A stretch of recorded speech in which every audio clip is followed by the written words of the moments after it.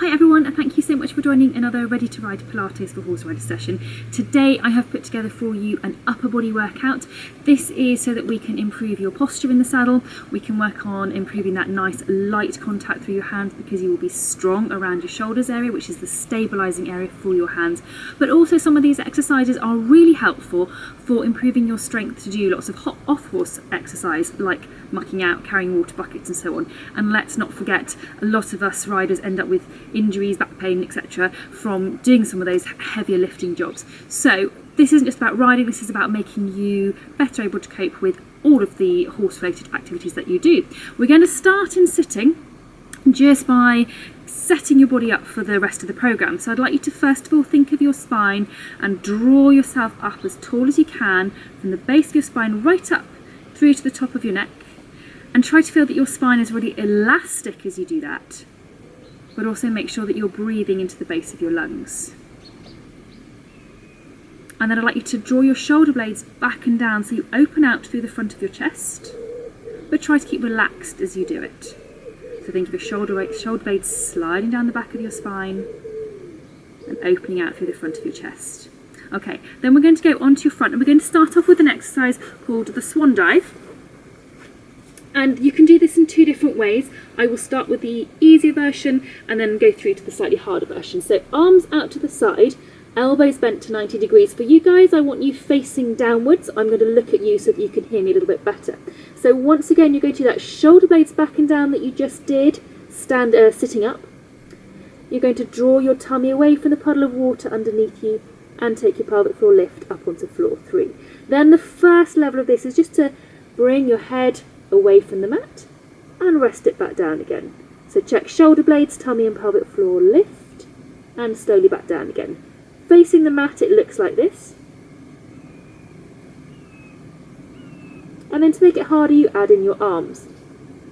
Always keeping your shoulder blades back and down, tummy away from the puddle of water and pelvic floor onto floor 3. Let's just move the cat. Yeah. So shoulder blades, tummy, pelvic floor, stay looking at your mat the whole time. And that way you're working your upper body, but not arching through your neck. Okay, we're going to move on to a tough exercise called the breaststroke.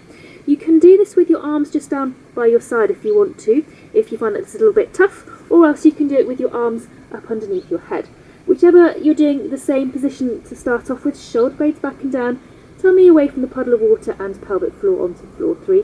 And once again, you're going to lift your arms, head and neck all together, and then everything back down. So it's arms, head and neck, and everything back down, keeping that tummy away from the puddle of water and the pelvic floor onto floor 3.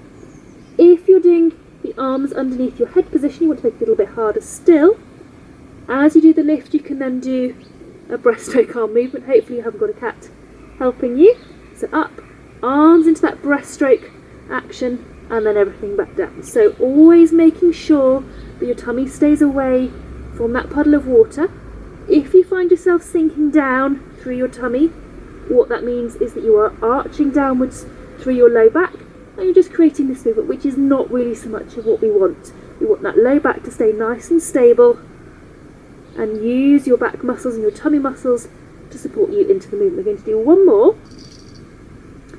Okay, then we're going to move on to an exercise called the hundreds, which is called the hundreds because you're meant to do 100 of it. It really doesn't matter how many you do. We're going to start off with your arms out to the side. Once again, I'd like you guys to be facing downwards with your head. Shoulder blades back and down, tummy away from the puddle of water. And then you're going to pat the floor beside you. Hopefully again you haven't got the cat in the way. Keeping those shoulder blades back and down, tummy away from the puddle of water and your pelvic floor onto floor 3. I suggest that you use tip of your index finger or your middle finger to pat the floor, and then you know that both arms are doing the same thing the whole way through. Otherwise it's very easy for one arm to be doing a big movement and one a little one. Also just watch that you're moving from the shoulders and not just from your wrists. So thinking shoulder blades back and down, tummy away from the puddle of water, pelvic floor onto floor 3. Marvellous. Okay, now, sorry to disappoint the cat, we're going to come up into sitting. Okay, this is a great exercise for off-horse strength, I think. We're going to do an exercise called the leg pull. And I'd like you to sit with your arms out behind you, legs straight. Pelvic floor onto floor 3, and you're going to open your hips like a hinge, and then slowly back down again. So pelvic floor onto floor 3, open your hips like a hinge, and slowly back down again. If you have got dodgy wrists, this may not be a great exercise for you, but even if you can only get a little tiny lift, it's still a really good one to do.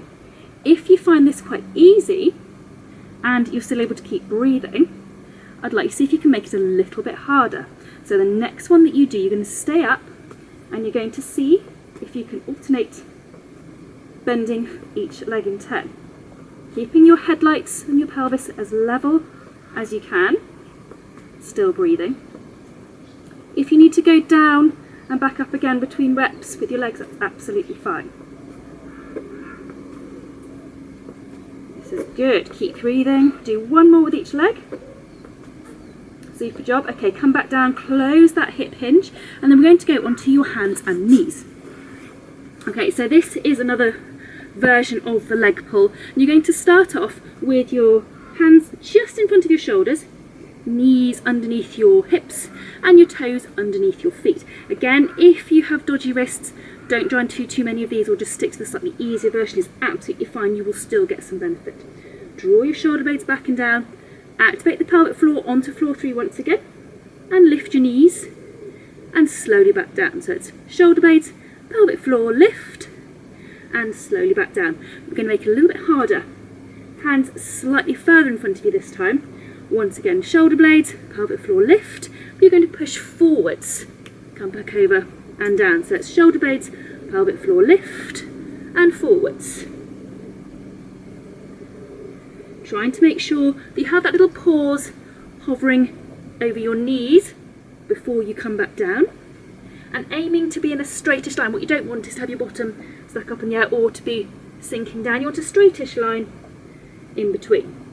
Okay, then we're going to make this a little bit harder if you can. So if you can stay here, I'd like to see if you can do a few knees towards your chest, trying to maintain that nice straight-ish line from shoulders, hips to knees, keeping the pelvic floor going, shoulder blades back and down if you can, and also keeping breathing. Okay, keep going if you can, a few more. This is great for your stamina, which is so important, particularly if you've got 10 stables to muck out. One more with each leg. Okay, back over and back down again. Bring your hands back towards your knees. If you want to give yourself a stretch, put your hands out, stretch out through the back of your shoulders. Nice big breath in. Then bring your hands towards your knees. I'm going to come back into sitting. And I'm going to give you a couple of really good exercises to do just to loosen off around your shoulders, having worked quite hard. So you're going to do some nice rolls up, back and down. This, it looks like such a simple exercise, and it is, but it's also a brilliant one if you get tense around your shoulders. It's a great one to do when you've worked around your shoulders, but it's a really good one if you get tense.